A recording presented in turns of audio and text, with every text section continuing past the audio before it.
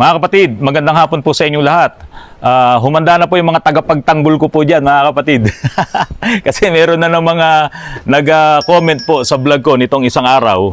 Tignan nyo naman po yung comment po ni Cholo, 1598. Apeng daldal, 99% daldal.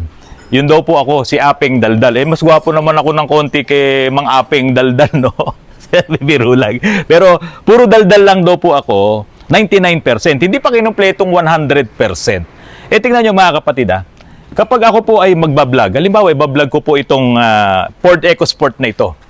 Ituturo namin sa inyo kung ano yung problema, yung sinasabing correlation nung crankshaft sa nung camshaft.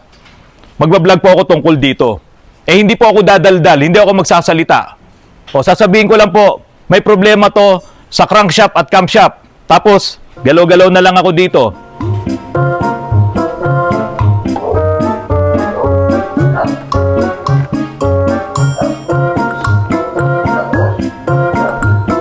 May naintindihan po ba kayo? Makukuha nyo po ba yung problema nitong Ford EcoSport sa dami ng mga unit na to na nagkakaproblema ang mga may-ari kung saan-saang talyer na nagpupunta? Hindi mai-timing ito pong Ford EcoSport. Kaya nga po kami na ang binagsakan dito. Ang may-ari po nito, dalawang babae na sing-edad ko na rin, 58 years old. Namumroblema na sila kasi hindi talaga mai-timing, hindi maayos-ayos yung andar ng Ford EcoSport po na ito dahil nga po mali yung kanilang proseso. Ngayon, kung hindi ko po ikikwento sa inyo kung paano mag-timing nitong mga ganitong klase ng makina na talagang may timing tools pa, ito tulad nito, may timing tools at nakakabit na yung iba dito, ipapakita ko sa inyo yan mamaya, hindi mo talaga maiaayos ang problema nito. Alam niyo mga kapatid, nung iniscan ko po ito, ang lumabas po dito ay crankshaft position, continuous powertrain, camshaft position, memory DTCs, correlation, bank 1, sensor B. Correlation nung camshaft at saka nung crankshaft. Ngayon ito sa mga mekaniko. Ano ang ibig sabihin ng correlation?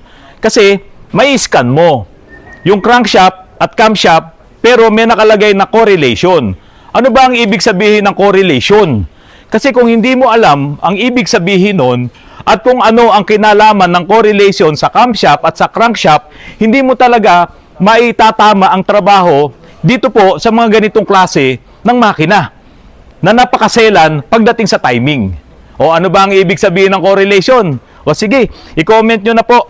Ano sa Tagalog ang correlation? Paano ba nagtatrabaho yan? Ano ba ang apekto niyan sa trabaho nitong camshaft at saka nung crankshaft? Sige po, paki-note nyo lang po para mabawasan naman yung pagdadaldal ko. Ito naman kasing si Cholo, nanonood ng vlog ko, Cholo 1598, aping daldal, 99% daldal. Kung hindi ako dadaldal, hindi ko ngayon mai-explain kung ano yung correlation. Correlation, ugnayan. Dapat may ugnayan. Yung mga variables. So yung mga variables, tulad nito, itong gears na to na nakakabit dito, sa camshaft, yung mga variables yung patuloy na gumagalaw, umiikot, yung paggalaw niya, kapag ka hindi nagkakaroon ng ugnayan doon sa camshaft, itong dalawang to, at doon sa crankshaft naman na nasa baba, yung sigunyal, talagang iilaw ngayon ang check engine light mo at sasabihin niya na mayroong masamang ugnayan itong camshaft at yung crankshaft. Kasi dapat sa correlations mga kapatid sa mga variables, at least positive 1 and negative 1. Dapat mayroon silang ugnayan na ganun. Kasi pagka nawala yung ugnayan na yon, talagang magkakaroon ngayon ng issue ang timing mo. Kaya umiilaw ngayon yung check engine light natin. Kaya dito, ang lumalabas dito sa ating scanner, ayan, correlation bank 1. Kaya kung iintindihin mo, yung correlation, yung iugnayan sa bank 1, ugnayan ng camshaft at ng crankshaft. Kailangan tamang-tama ang timing nila. Paano mo ngayon aayusin yung correlation na yan? Sa mga mekaniko na experience lang, dapat maintindihan nyo to. Lalo na yung kahulugan ng correlations. Kasi napaka-importante sa mga ganitong klaseng makina, yung eksakto talaga yung timing. Nung binuksan namin itong makina na to, wala sa timing itong dalawang camshaft. Okay? Wala sa timing to. Sa iba ito nakatutok at ito rin sa iba nakatutok. Kaya pag ikot ngayon yan, posibleng umandar pero may malaki siyang difference doon sa timing. Kaya ito, may timing tools po na inilalagay dito. Ayan. So ito po, nakaset na po ito na nasa uno. Yung ating timing, uno yan. Tapos, gayon din itong ating mga timing gear. Itong dalawa na to, na may BBT, yan. Ito po yung timing mark niya, at ito rin yung timing mark niya. So, parehas din itong nakauno, pero kailangan nakakabit itong timing tool. Kaya ito, importante ito. Kapag ka magta-timing ka ng mga Ford engines na katulad nitong sa EcoSport, o kaya magpapalit ka ng mga timing belts, kailangan mo itong timing tools. Hindi pwede dito, yung old school, na inilalagay mo lang sa uno, yung piston mo, pipihitin mo, dito sa sigunyal, at ilalagay mo sa uno, yung dapat naka-top dead yung uno, yung piston mo, at saka ka ngayon magta-timing. Hindi po pwede yun. Bakit? Ito pong sigunyal nito, yung main pulley nito, ito po ay walang konya. Kaya kahit ikot-ikutin mo, yung main pulley nito, hindi sasabay yung crankshaft. So paano mo ngayon mapapaikot yung crankshaft? So ang ginawa namin dito, para matanggal na rin yung main pulley, tinanggal namin yung starter dito. Para maikot namin ngayon yung flywheel. So dito makikita nyo, meron din akong timing tool dito. At itong timing tool, tinurnilyo na namin doon para makontrol siya na nakatapat na rin po sa uno. Meron pang isang naging problema po dito mga kapatid. Ito, daldal na naman to ha. Kaya ito, nagpabalik-balik sa ibang talyer. May isang tornilyo rito sa ilalim. Ito, hawak-hawak ko na ito. Ito, hindi ito original na tornilyo doon sa gilid ng block. Kasi po, yung dapat na ipapasok doon sa tinanggalan ko nito ay ito pong timing peg po na to. Kapag ito po ay isagad mo doon sa kinakapitan niya, doon sa may block no, sa gilid, pag isinagad mo to, itinodo mong higpit to, yun yung perfect timing ng uno. Kapag umikot ngayon yung sigunyal. Kasi once na umikot yung sigunyal at nasa ibabaw na yung piston, papunta na sa top dead yung piston, pagbangga ngayon nung sigunyal dito sa timing peg, yun yung perfect na timing nung uno. Kasi pwedeng wala ito, hindi mo to gagamitin, ang magiging basehan mo, yung old school, maglalagay ka ng screwdriver dito o kahit na anong mahabang metal na bagay, tapos pinipihit mo dito sa sigunyal, makikita mo ngayon yung akyat baba ng piston dito sa uno, so sinusukat mo yon. Pwedeng mo magawa yon, mailalagay mo sa top dead. Kaya lang, kapag naghigpit ka na, kapag nagpihit ka na, pwedeng mawala na naman yun sa posisyon. At another issue na naman yon ng correlation. So ito, nakatornilyo yan para hindi na gumalaw itong dalawang camshaft. So nakatiming yung camshaft, nakatiming tong gear, nakatiming na sa uno rin yung ating sigunyal, pati yung piston, yun na, tapos na. So yan yung mga issue nung dating gumawa nito. Kaya tuloy, hindi niya ma-correct yung timing kasi siguro baka wala siyang timing tool na kailangan gamitin. Or kung meron man siyang timing tool na magagamit, baka hindi niya rin alam yung proseso.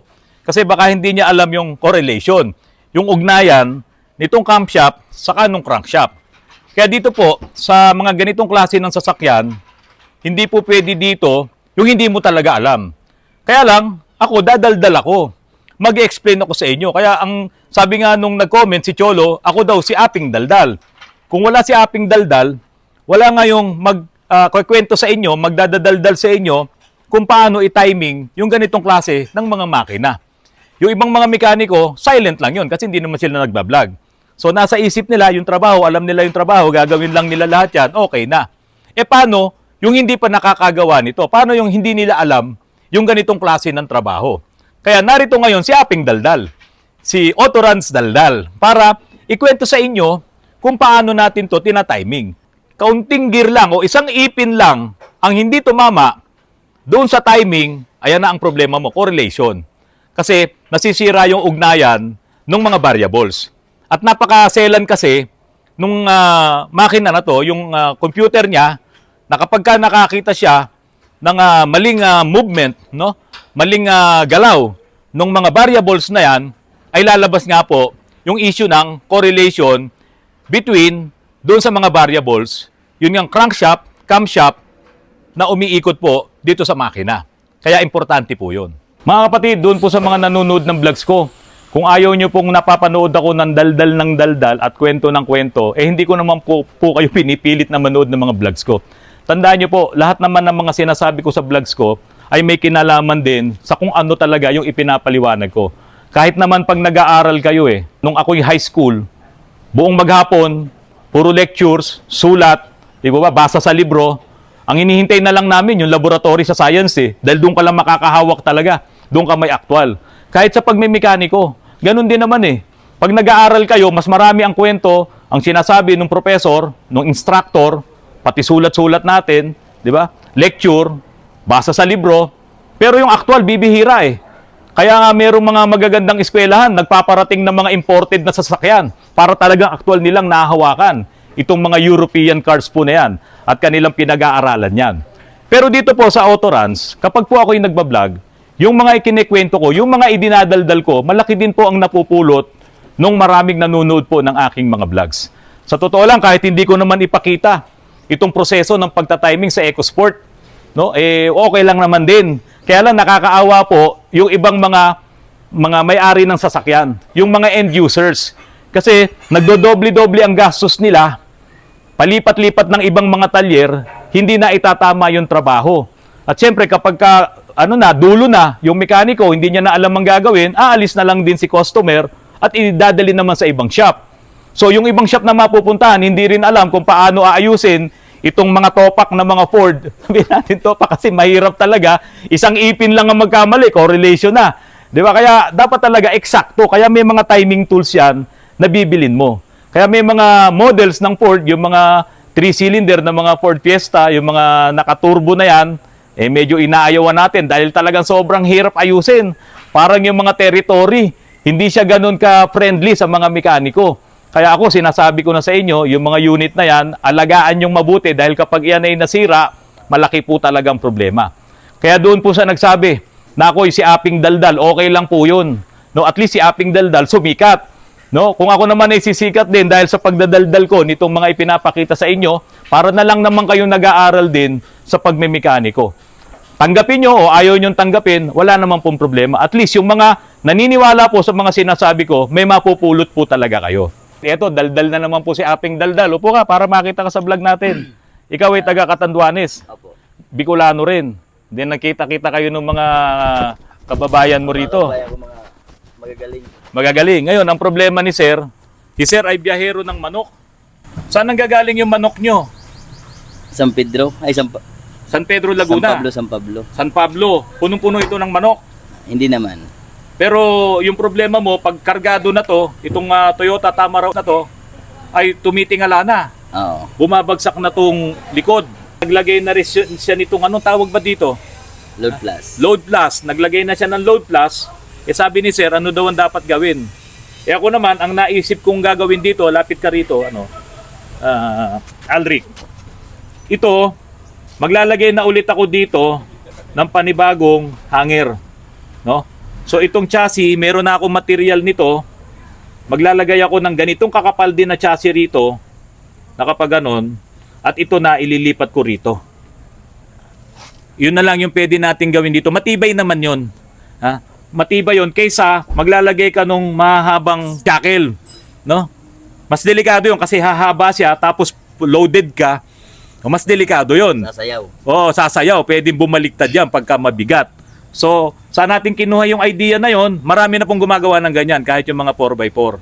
No, kahit yung mga malalaking trucks, ginagawa yan. Pero dapat, materialis mo, matibay, at yung welding na gagamitin mo, yung welding rod na gagamitin mo, ay yung mga pang-welding talaga ng mga makakapal na bakal. So, yung idea nun, dito lang. Parang gagawa lang din tayo ng ganito. Ito, tignan nyo to mga kapatid. Ha? Ito naman ay hindi part ito ng chassis. Na hinihinang na dito sa chassis. Ayan. Parang ganito rin yung gagawin natin doon sa dulong part nun. Pero syempre, makapal na bakal din. Mga kapatid, pasensya na kayo ha. Kung puro daldal ako. Kasi sabi nung mga nanonood ng vlogs ko, puro daldal daw ako. Kung hindi ako magsasalita, wala ka rin maintindihan, sir. Kaya nga po. Ha? Uuwi ka rin sa uwi. Ano? Oo po. So, Yun muna mga kapatid, pasensya na kayo kung ang inyong lingkod puro daldal, parang makinang diesel, no, habang umiinit, lalong umiingay. Ganyan lang po talaga si Autorans. Maraming salamat sa inyo sa patuloy na pagtangkilik niyo po sa aking channel. Magandang hapon po sa inyong lahat.